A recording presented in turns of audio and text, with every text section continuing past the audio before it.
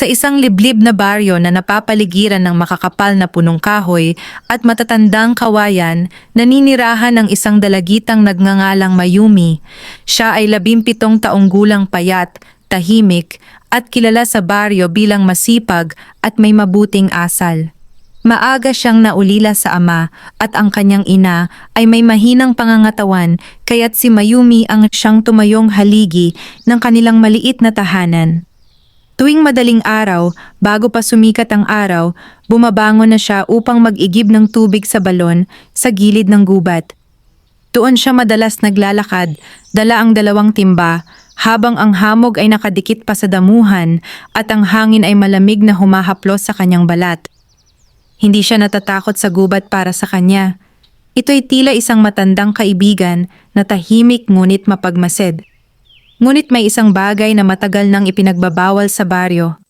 Ang pagpasok ng malalim sa loob ng gubat, lalo na sa bahaging tinatawag nilang lambak ng mga anino.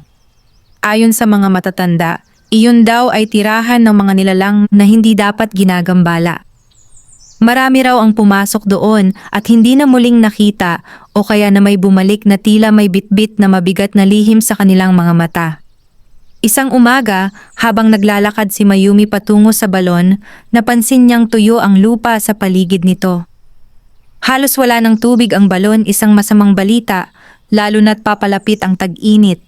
Napilitan siyang sundan ang isang makitid na daan na dati hindi niya tinatahak.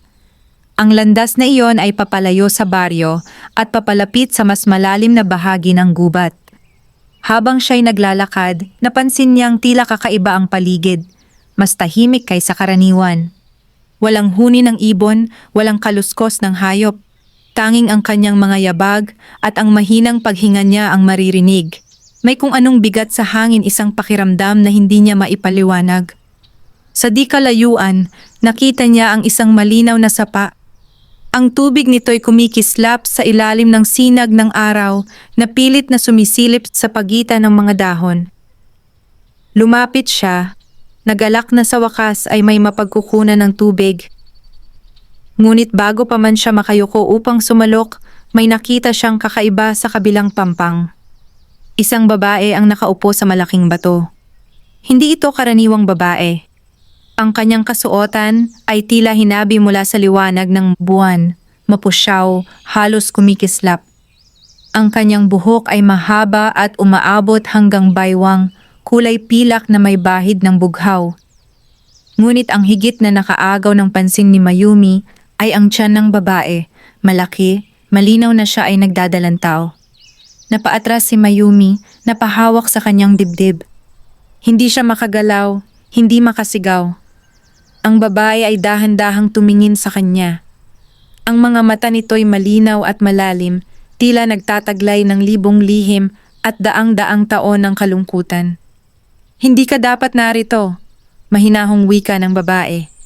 Ang tinig nito'y hindi malakas, ngunit malinaw na malinaw sa pandinig ni Mayumi, tila ba direktang pumapasok sa kanyang isipan. Ako po, naghahanap lang po ako ng tubig. Nanginginig na sagot ni Mayumi, pilit na yumuyuko bilang paggalang. Hindi niya alam kung bakit niya ginawa iyon, ngunit may kung anong puwersang nagtulak sa kanya upang magpakumbaba. Matagal na pinagmasdan ng babae ang dalagita bago ito muling nagsalita. Malinis ang iyong puso, kaya ka nakarating dito. Doon lamang naunawaan ni Mayumi ang kanyang nasaksihan. Ang babaeng nasa kanyang harapan ay hindi tao. Isa siyang diwata. Isang buntis na diwata, isang bagay na kailanman ay hindi pa niya narinig sa mga kwento ng matatanda. May panganib na paparating. Patuloy ng diwata habang dahan-dahang hinahaplos ang kanyang tiyan. At ikaw ang nakakita sa akin. Iyan ay hindi aksidente. Ramdam ni Mayumi ang bigat ng mga salitang iyon.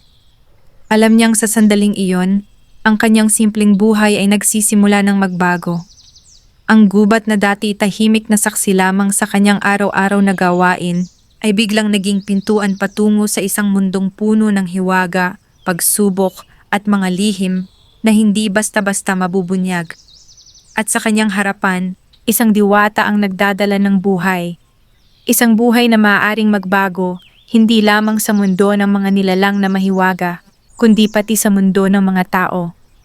Hindi pa alam ni Mayumi na ang araw na iyon ang simula ng isang kwentong mag-uugnay sa kanyang kapalaran at sa kapalaran ng isang nilalang na hindi dapat sanay nakita ng sino mga tao.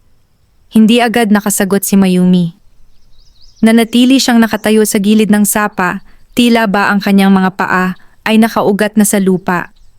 Ang presensya ng diwata ay hindi nakakatakot sa paraang inaasahan niya. Sa halip, may lungkot at pagod itong dala.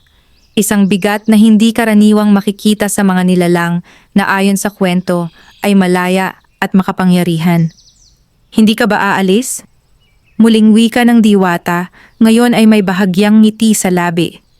Kung nais mo, maaari kang bumalik sa iyong mundo at kalimutan ang lahat ng ito. Ngunit sa kabila ng takot, may kung anong humila sa loob ni Mayumi. Isang pakiramdam ng pananagutan na hindi niya maipaliwanag. Dahan-dahan siyang umiling. Hindi ko po kayo kayang iwan, sagot niya ng buong katapatan. Kung kayo po ay nasa panganib, paano po ang dinadala ninyo? Napapikit ang diwata. Sa sandaling iyon, tila ba mas bumigat ang hangin sa paligid nila. Umupo ito ng mas maayos sa bato, wari inihahanda ang sarili sa isang mahabang pagsasalaysay. Ako si Lunaria, pakilala nito. Isa akong tagapagbantay ng hangganan sa pagitan ng gubat at ng mundo ng mga tao. Maraming taon akong namuhay ng lihim, pinapanatili ang balanse ng dalawang daigdig. Tahimik na nakinig si Mayumi. Ang pangalan ng diwata ay tila pamilyar, bagaman hindi niya alam kung saan niya ito unang narinig. Ngunit ang batang dinadala ko, patuloy ni Lunaria, ay bunga ng isang sumpa at isang pangako. Hindi ito dapat mabuo at dahil dito, ako'y hinahabol ng aking sariling mga kauri. Nanlaki ang mga mata ni Mayumi. Hinahabol po kayo ng kapwa ninyo, diwata? Tumango si Lunaria. May batas ang aming mundo. Ang sino mang lalabag ay paparusahan. Ang aking anak ay itinuturing na banta sapagkat siya ay isinilang upang maging tulay. Hindi lamang ng lupa at gubat, kundi ng kapalaran ng tao at ng mahiwaga. Napahawak si Lunaria sa kanyang tiyan at sa sandaling iyon ay nakaramdam si Mayumi ng kakaibang init sa kanyang dibdib na para bang may tumutugon sa bawat tibok ng puso ng diwata. Bakit po ako? Tanong ni Mayumi, halos pabulong. Marami pong mas malalakas, mas matatalino kaysa sa akin. Dahil ikaw ay hindi naghahangad ng kapangyarihan, sagot ni Lunaria. At ang mga tulad mo ang bihirang makakita ng katotohanan nang hindi ito winawasak. Tumahimik sila. Ang sapa ay muling umagos na tila walang pakialam sa mabigat na pag-uusap. Ngunit sa loob ni Mayumi, nagsisimula ng mabuo ang isang pasya. May magagawa po ba ako? Tanong niya. Ngumiti si Lunaria, isang ngiting may halong pag-asa at pangamba. Mayroon. Ngunit sa sandaling tanggapin mo ito, hindi ka na muling magiging isang karaniwang dalagita. Dahan-dahang tumayo ang diwata at lumapit sa gilid ng sapa. Hindi man sila magkalapit, sapat na ang distansya upang maramdaman ni Mayumi ang kakaibang lakas na nagmumula rito. Kung nanaisin mo, wika ni Lunaria, ikaw ang magiging saksi at tagapangalaga ng aking anak sa mundo ng mga tao. Sa oras na ako'y hindi na makalakad sa liwanag ng araw, ikaw ang magdadala ng aking pangako. Nanginginig ang mga kamay ni Mayumi. Hindi pa man niya lubusang nauunawaan ang lahat, alam niyang ang desisyong ito ay magbabago sa takbo ng kanyang buhay at maaaring ikapahamak niya. Ngunit sa kanyang isipan, bumalik ang alaala ng kanyang ina, mahina, umaasa sa kanyang pag-aaruga. Bumalik din ang alaala ng baryo, ang mga taong walang kamalay-malay sa panganib na maaaring dumating. Kung ito po ang tama, maring sabi ni Mayumi, tatanggapin ko. Sa sandaling iyon, lumiwanag ang paligid.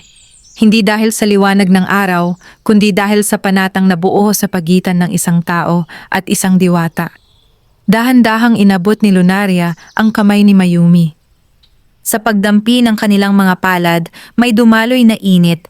Hindi masakit, ngunit sapat upang maunawaan ni Mayumi na ang kanyang kapalaran ay hindi na lamang kanya.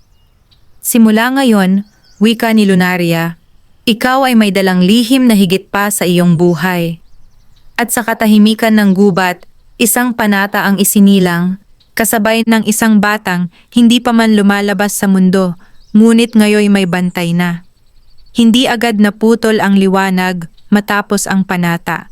Sa halip, dahan-dahan itong humupa, parang hiningang pinigil at sa kamarahang pinakawalan. Nang magbalik sa dati ang paligid, napansin ni Mayumi na mas mabigat ang katahimikan ng gubat kaysa kanina. Hindi na ito payapa, may kung anong nagmamasid mula sa mga anino. May nararamdaman ka ba? Tanong ni Lunaria, bahagyang nagbago ang tono ng tinig. Tumango si Mayumi. Parang may nakatingin po sa atin. Bahagyang ngumiti ang diwata, ngunit hindi iyon ngiti ng kapanatagan.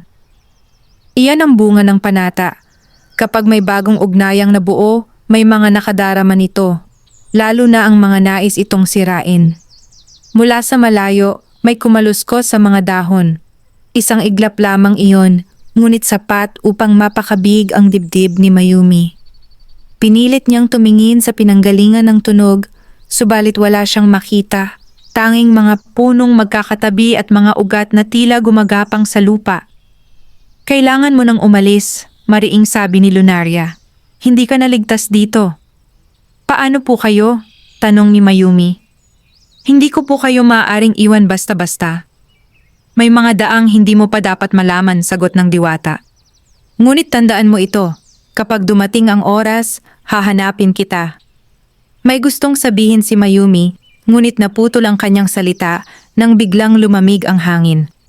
Ang liwanag sa paligid ay tila humigpit at ang mga anino ay nagsimulang humaba, gumapang sa lupa na parang may sariling buhay. Napahawak si Lunaria sa kanyang tiyan. Narito na sila. Hindi na nagtanong si Mayumi. Ramdam niya ang takot, ngunit mas nangingibabaw ang pagnanais na sundin ang bilin ng diwata. Mabilis siyang umatras, ngunit bago siya tuluyang tumalikod, nakita niya ang isang kakaibang anyo sa pagitan ng mga puno.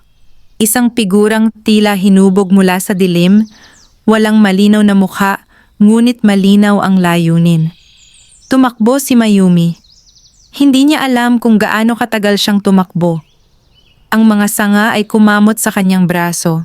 Ang mga ugat ay muntik nang magpatid sa kanya, ngunit hindi siya huminto. Sa bawat hakbang, dama niyang may kung anong humahabol. Hindi sa anyong pisikal, kundi sa bigat ng presensya. Nang sa wakas ay makita niya ang bukana ng gubat, saka lamang siya huminto. Hingalin, nanginginig, at pawis, napaluhod siya sa damuhan. Mula roon, tanaw niya ang baryo. Ang mga bahay na yari sa kahoy at yero. Ang usok na umaakyat mula sa mga lutuan. Ang mundong kanyang nakasanayan. Ngunit alam niyang hindi na siya ganap na kabilang dito. Pag-uwi niya sa kanilang bahay, agad siyang sinalubong ng kanyang ina. Mayumi, saan ka galing? Ang tagal mo. Sa may sapa po, sagot niya. Pilit na pinapakalma ang tinig. Pinagmasdan siya ng ina, tila may napansing kakaiba. May sakit ka ba? Ang lamig ng mga kamay mo. Umiling si Mayumi at ngumiti, kahit alam niyang pilit iyon. Pagod lang po. Ngunit ng gabing iyon, hindi siya nakatulog. Sa bawat pagsara ng kanyang mga mata, bumabalik ang imahe ng diwata, ang hawak nitong tiyan, ang bigat ng kanyang mga salita, at ang mga aninong nagmamasid mula sa gubat. At sa gitna ng dilim ng kanyang silid, may naramdaman siyang kakaiba, isang mahinang pintig sa kanyang dibdib, kasabay ng isang tinig na hindi nagmumula sa labas. Isang paalala. Hindi siya nag-iisa sa lihim na kanyang dala. At sa malayong bahagi ng gubat, sa ilalim ng lilim ng matatandang puno, may mga matang muling nagmulat, tahimik, matiyaga, at handang maghintay ng tamang sandali. Nagising si Mayumi bago pa man tumilaok ang mga manok. Hindi dahil sa ingay, kundi dahil sa kakaibang panaginip na tila hindi lubusang panaginip. Sa kanyang isipan, nakita niya ang gubat na naliligo sa liwanag ng dapit hapon. Sa gitna nito, naroon si Lunaria, nakaupo, hawak ang kanyang tiyan at nakatingin sa kanya na may lungkot sa mga mata. Pagdilat ni Mayumi, malamig ang kanyang noo at basa ng pawis ang kanyang batok. Umupo siya sa banig at pinakiramdaman ang paligid. Tahimik ang bahay. Ang kanyang ina ay mahimbing pa ring natutulog sa kabilang silid. Ngunit may isang bagay na malinaw, ang pintig na minsang naramdaman niya sa kanyang dibdib noong gabi ay naroon pa rin. Mahina, halos hindi mapansin, ngunit tuloy-tuloy. Parang tibok ng pusong hindi kanya. Bumangon siya at lumabas ng bahay. Ang langit ay nagsisimula pa lamang magkulay abo. Habang naglalakad siya sa bakuran, napansin niyang ang mga halaman na dati tila lantang-lanta ay bahagyang mas luntian kaysa kahapon. Ang maliit na puno ng bayabas sa gilid ng bakod ay may bagong usbong, isang bagay na hindi inaasahan sa panahong iyon ng taon. Napahinto si Mayumi. Lumapit siya at dahan-dahang hinaplos ang dahon. Mainit ito sa kanyang palad, tila may dumadaloy na buhay mula sa kanyang kamay patungo sa halaman. Bigla niyang binawi ang kamay. Hindi maaari, bulong niya sa sarili. Ngunit sa mga sumunod na oras, paulit-ulit niyang nasaksihan ang mga pagbabagong hindi niya maipaliwanag. Ang basag na banga sa kusina ay hindi na gaanong tumutulo. Ang sugat sa kanyang braso mula sa mga sanga ng gubat ay halos tuluyan ng naghilom. At sa bawat pagkakataong iyon, dama niya ang parehong init sa kanyang dibdib. Habang abala siya sa paghahanda ng agahan, napansin ng kanyang ina ang kakaibang liwanag sa kanyang mukha. Mayumi, wika nito. May nangyayari ba sa'yo? Napatingin siya sa kanyang ina at agad na umiling. Wala po, inay. Ngunit hindi siya kumbinsido sa sarili niyang sagot. Bandang tanghali, habang nasa palengke siya upang bumili ng kaunting gulay, may lumapit sa kanyang isang matandang babae. Si Aling Rosa, kilala sa baryo bilang isang tahimik ngunit mapanuring nilalang. Iha, sabi nito, sabay titig sa kanya. Nakapasok ka ba kamakailan sa gubat? Napatigil si Mayumi. Bakit po ninyo natanong? Ngumiti ang matanda, ngunit walang saya sa ngiting iyon. May bakas ang gubat sa iyo, hindi ito nakikita ng lahat, ngunit nararamdaman ng mga tulad ko. Bumilis ang tibok ng puso ni Mayumi. Wala po akong alam dyan. Hindi na nagpilit si Aling Rosa. Sa halip, marahan nitong idinampi ang kamay sa braso ni Mayumi. Mag-ingat ka, iha. Ang mga biyaya ay may kaakibat na kapalit. Sa gabing iyon, muling bumalik ang panaginip. Ngunit ngayon, mas malinaw ito. Nakita ni Mayumi si Lunaria na nakahiga sa damuhan, hingalin, ang paligid ay puno ng mga bitak sa lupa. Parang may puwersang pilit na sumisip-sip ng buhay sa gubat. Mayumi, wika ng diwata, mahinang ngunit mariin. Ang oras ay umiikli, ang unang tanda ay nasa iyo na. Nagising si Mayumi na may luha sa mata. Hindi na niya maitatanggi. Ang panata ay nagsisimula ng magpakita ng bunga at kasabay nito, ang panganib ay unti-unti nang lumalapit, hindi lamang sa kanya, kundi sa buong baryo. At sa kailaliman ng gubat, may nilikhang gumalaw. Isang matandang diwata na nababalot ng dilim ang dumilat, dama ang pagbabago sa hangin. Natagpuan na ang dalagita, mahinang wika nito. At oras na upang singilin ang kanyang kapalaran. Lumipas ang ilang araw na tila mas mabigat ang bawat umaga para kay Mayumi. Hindi man niya tahasang ipinapakita, dama niya ang unti-unting pagbabago sa kanyang sarili. Mas malinaw ang kanyang paningin, mas mabilis siyang makaramdam ng galaw sa paligid, at sa bawat paghinga niya ay parang may kasabay na hiningang hindi kanya. Isang hapon, habang naglalaba siya sa likod ng bahay, may dumating na isang babaeng hindi taga-baryo. Ang kasuotan nito'y simple ngunit kakaiba ang ayos. Tila hindi apektado ng alikabok ng daan. Ang kanyang buhok ay itim na itim at ang kanyang mga mata ay may lalim na hindi pangkaraniwan. Si Mayumi ba ang hinahanap ko? Tanong ng babae. Napatayo si Mayumi. Ako po. Pinagmasdan siya ng babae mula ulo hanggang paa, na para bang sinusukat ang bigat ng kanyang kaluluwa. Ako si Amara, pakilala nito. At may dala akong babala. Hindi na nagtanong si Mayumi kung paano siya nakilala. Sa halip, niyaya niya ang babae sa lilim ng puno ng mangga, malayo sa pandinig ng kanyang ina.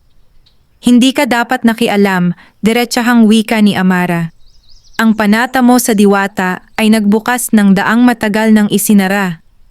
Napalunok si Mayumi. Hindi ko po ginusto ito, ngunit hindi ko rin po kayang talikuran. Bahagyang tumango si Amara. Iyan ang dahilan kung bakit ako narito. Hindi lahat ng nakakakita sa mga nilalang ng gubat ay pinipiling tumulong. Kilala po ninyo si Lunaria? Tanong ni Mayumi. Hindi ko siya personal na kauri, sagot ni Amara. Ngunit alam ko ang kanyang kasalanan at ang kahihinatnan nito. Tumahimik sandali si Amara bago nagpatuloy.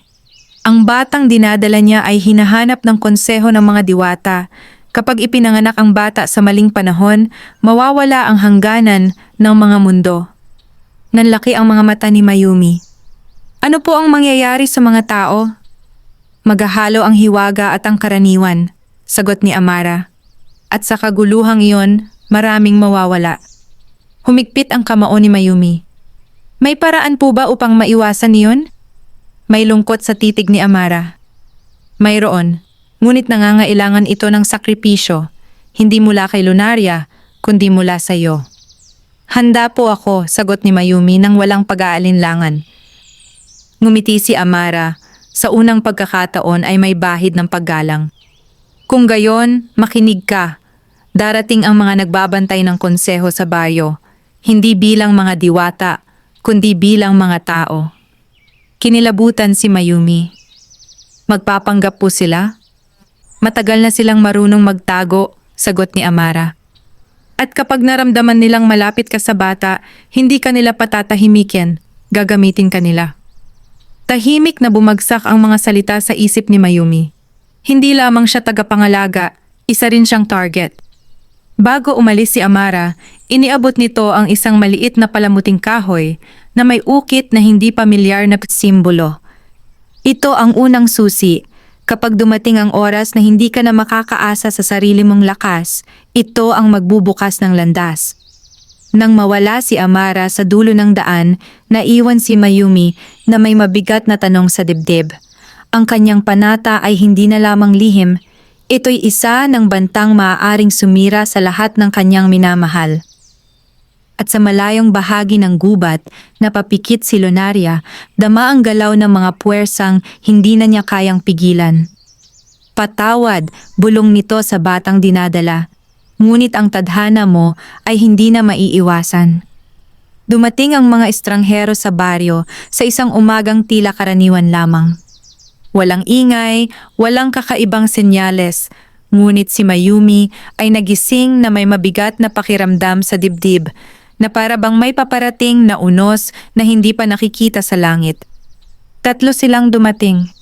Isang lalaking may maamong mukha at maayos na kasuotan, isang babaeng payat na may matang laging nakamasid, at isang matandang halos hindi nagsasalita, ngunit may presensyang nagpapabigat sa hangin sa kanyang paligid. Nagpakilala silang mga mangangalakal na naglalakbay mula sa malalayong lugar. Tinanggap sila ng mga taga-baryo nang walang pag-aalinlangan. Ngunit mula sa unang sandali na masilayan sila ni Mayumi, alam niyang sila ang tinutukoy ni Amara. Habang naglalakad ang tatlo sa gitna ng baryo, ramdam ni Mayumi ang kakaibang pagkirot sa kanyang dibdib. Ang parehong pintig na nararamdaman niya tuwing naaalala si Lunaria. Parang may dalawang puwersang nagtatagpo sa loob niya at siya ang nagsisilbing daanan. Mayumi, tawag ng kanyang ina. Dalhan mo nga sila ng tubig. Napatingin siya sa mga estranghero. Ang babaeng payat ay ngumiti sa kanya, ngunit ang ngiting iyon ay malamig, walang bakas ng tunay na kabaitan.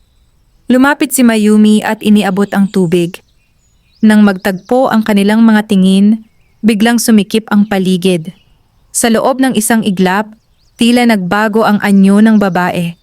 Parang may kumislap na liwanag sa kanyang mga mata at may aninong gumalaw sa likod nito. Salamat, wika ng babae, bahagyang yumuko. Ikaw ba ang dalagitang naglalakad sa gubat tuwing umaga? Nanlamig si Mayumi. Marami po kaming dumadaan doon, sagot niya, piniling umiwas sa direktang sagot. Ngumiti ang lalaki. Huwag kang mag-alala, sabi nito. Wala kaming masamang balak, may hinahanap lamang kami. Tao po ba? Tanong ni Mayumi. Hindi niya alam kung bakit niya iyon nasabi. Nagkatinginan ang tatlo. Ang matandang lalaki ay bahagyang tumapik sa lupa gamit ang kanyang tungkod. Isang bagay na mas mahalaga kaysa tao, sagot nito sa wakas. Mula noon, naging mapagmasid si Mayumi. Napansin niyang ang tatlo ay palaging magkakasama, palaging nag-uusap ng pabulong, at palaging bumabalik ang tingin sa direksyon ng gubat. Sa gabi, nakikita niya ang kanilang mga anino mula sa bintana. Mas mahaba, mas madilim kaysa nararapat.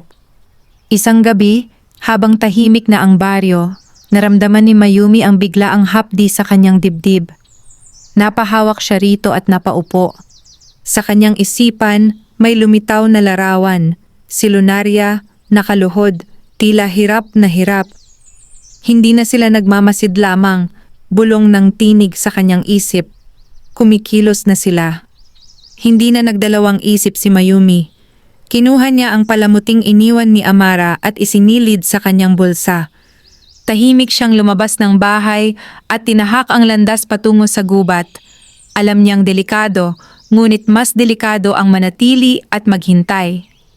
Sa likuran niya, mula sa dilim ng baryo, tatlong anino ang gumalaw, sabay-sabay, tahimik at tiyak. At sa gabing iyon, ang gubat ay muling naging tagpuan ng mga lihim.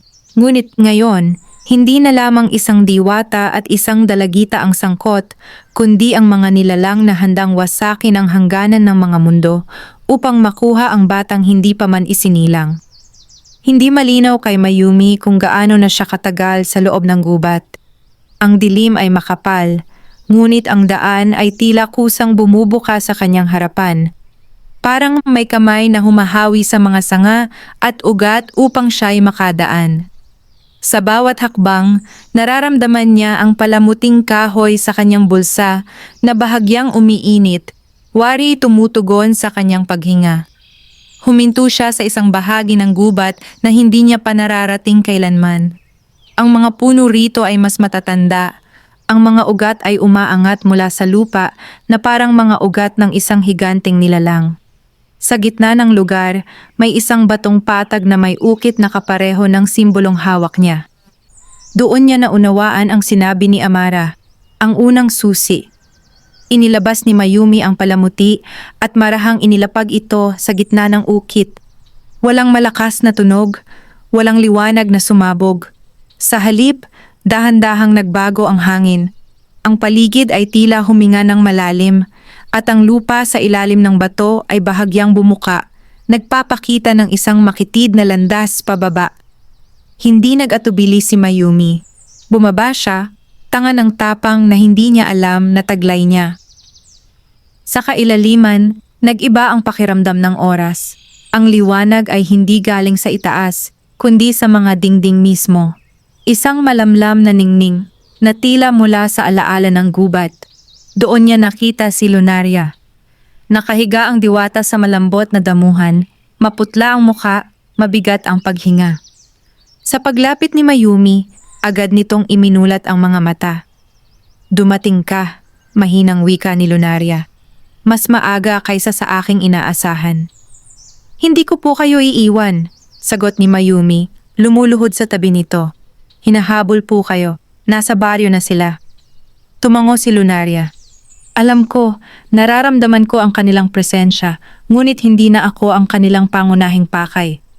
Napatingin si Mayumi sa kanyang dibdib, saka sa tiyan ng diwata. Ako po ba? Ang panata ang kanilang sinusundan, sagot ni Lunaria. At ang batang dinadala ko ay nakakabit na sa iyong kapalaran. Biglang nanginig ang lupa. Mula sa itaas, may aninong dumaan sa bukana ng landas. 3. Hindi na sila nagkukubli. Mayumi, mariing wika ni Lunaria, pilit na bumabangon. Makinig ka. Kapag dumating ang sandali, kailangan mong pumili. Pumili po ng alin? Tanong niya, nanginginig ang tinig. Nang kung alin ang ililigtas mo, sagot ng diwata, ang aking anak o ang mundong kinalakhan mo.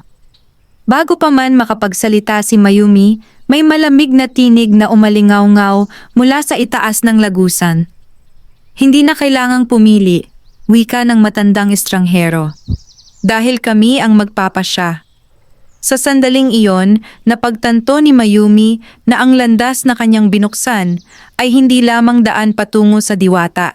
Ito rin ay pintuan ng paghuhusga. At sa gitna ng kadiliman, unti-unting nahuhubog ang kapalaran ng batang hindi pa isinisilang. Bumaba ang 3 estranghero sa lagusan na tila hindi naaapektuhan ng masikip na daan. Ang kanilang mga anino ay humahaba sa malamlam na liwanag at sa bawat hakbang nila ay tila humihina ang tibok sa dibdib ni Mayumi.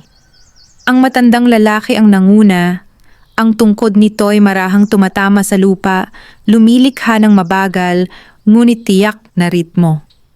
Matagal ka naming hinanap, Lunaria, wika nito, hindi itinataas ang tinig. Ang iyong pagtatago ay nagdulot ng kaguluhan. Pinilit ni Lunaria na tumayo kahit malinaw ang panghihina ng kanyang katawan. Ang kaguluhan ay nagsimula nang ipagbawal ninyo ang pagkakaroon ng pag-asa, mariin nitong sagot. Ang babaeng payat ay tumingin kay Mayumi.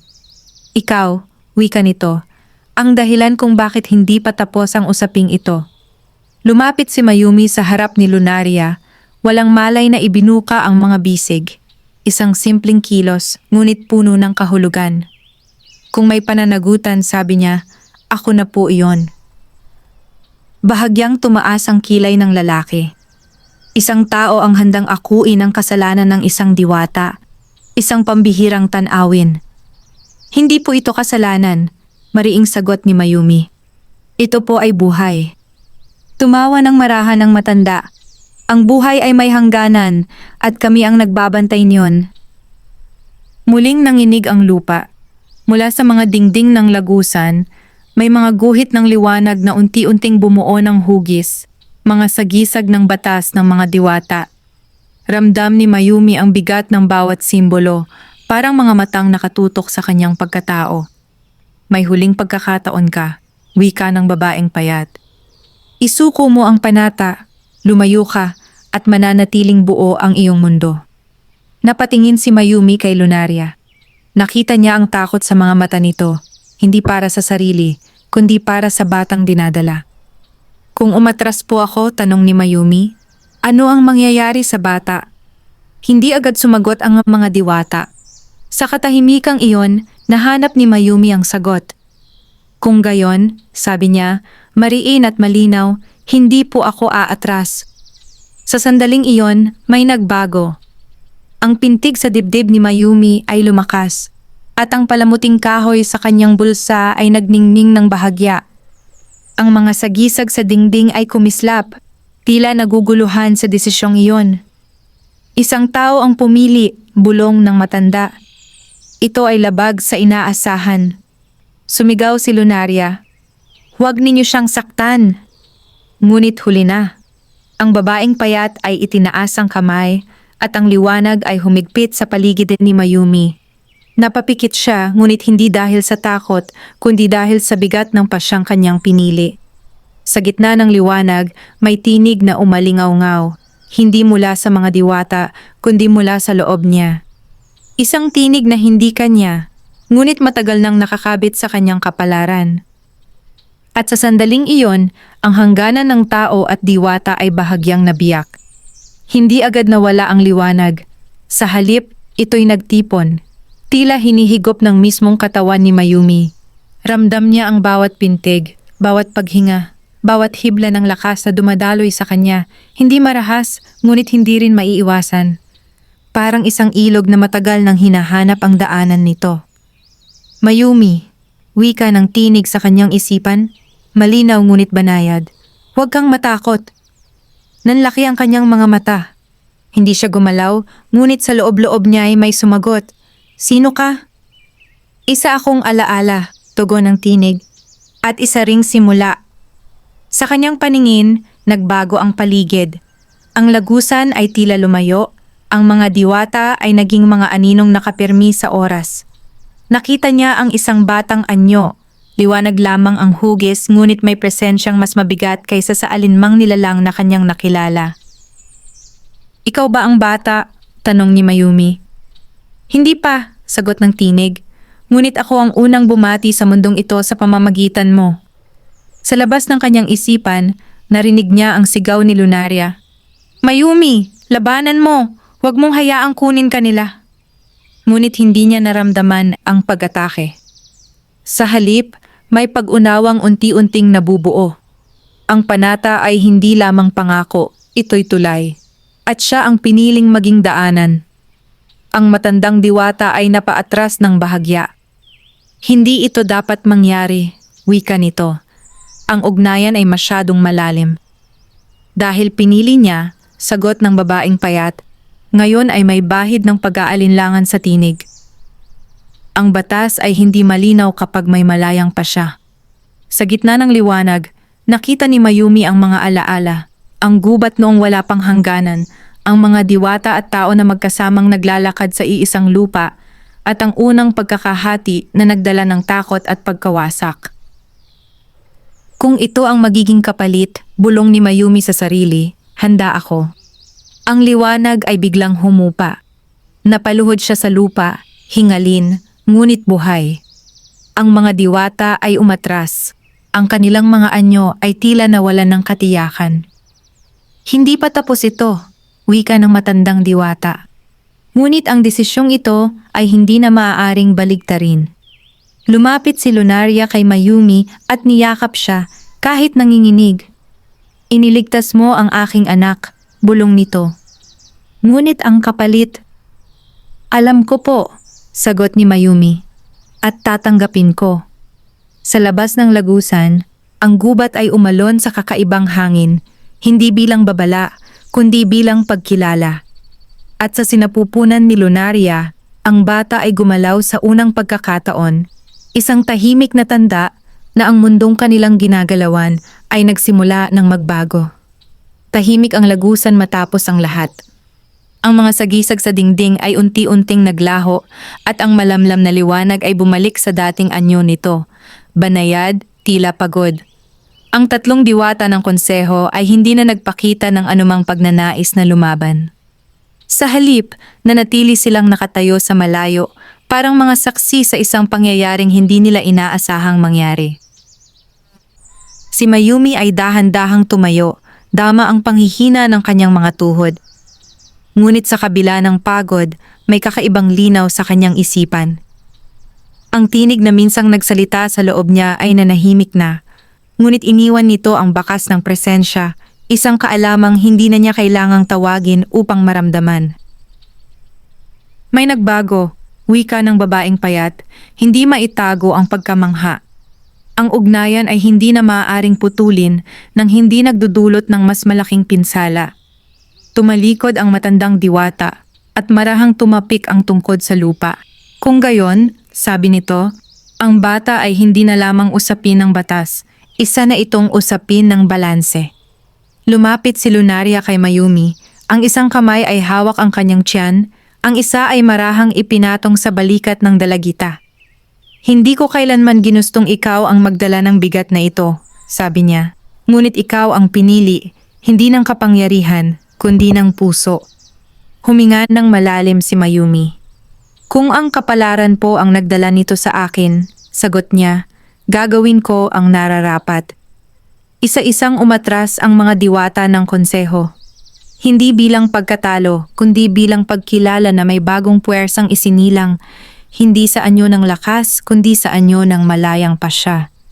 Nang tuluyan silang maglaho, bumalik ang lagusan sa pagiging tahimik na bahagi ng gubat na para bang walang naganap na paghuhusga. Pag-ahon nila palabas, sinalubong sila ng liwanag ng umaga. Ang araw ay bahagyang sumisilip sa pagitan ng mga dahon at ang hangin ay sariwa, parang bagong hugas ang mundo.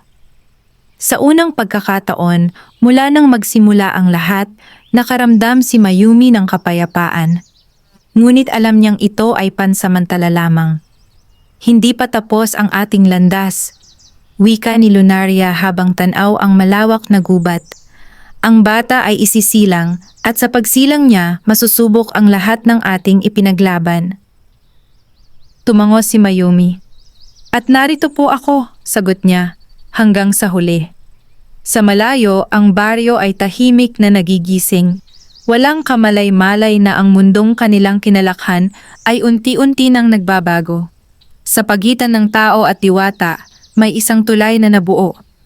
At sa tulay na iyon, nakatayo ang isang dalagita na minsang namuhay ng payak, ngunit ngayoy may tangan, nakapalarang higit pa sa kanyang sarili. Dito nagsisimula ang mas malalim na kwento, hindi ng digmaan, kundi ng pagpili, hindi ng kapangyarihan, kundi ng pananagutan. At sa sinapupunan ng diwata, isang bata ang naghihintay, tahimik, ngunit may dalang kinabukasang hindi na maikukulong ng alinmang batas. Wakas,